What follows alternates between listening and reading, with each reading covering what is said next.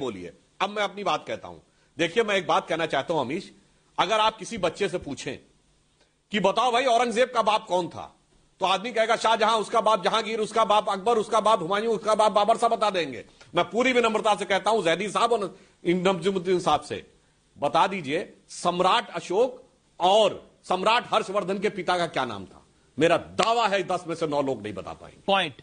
अगर यह पूछ लिया जाए कि भगवान राम के पिता का नाम तो दशरथ था, दशरथ के पिता का नाम क्या है, 100 में 99 नहीं बता पाएंगे।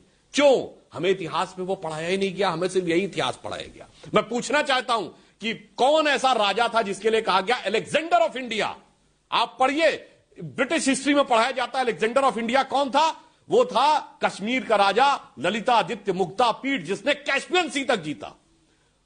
किसी को नहीं पता होगा। अरे 712 में मोहम्मद बिन कासिम ने अटैक किया, 1192 में दिल्ली पहुंचे। इस 500 साल क्या हुआ? बप्पा रावल का नाम नहीं आधे से ज्यादा लोगों को पता होगा, जिन्होंने अरब आक्रमणकारियों को खदेड़ कर टर्की तक खदेड़ दिया था। 500 साल लगे सिंध से दिल्ली पहुंचने में। उस 500 साल का इतिहास ही नहीं है। साहब पूछिए कौन सा ऐसा राजा था जिसको गंगई कोंड की उपाधि मिली।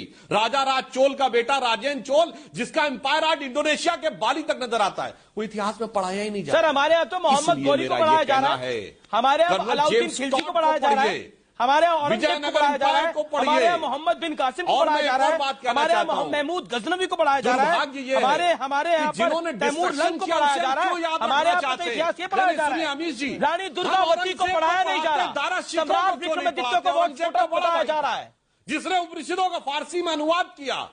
क्यों नहीं पढ़ाते उसको हम? अहिल्याबाई होलकर। मैं तो ये कहना चाहता हूं ना, औरंगजेब के साथ दारा शिकोह को क्यों नहीं पढ़ाते?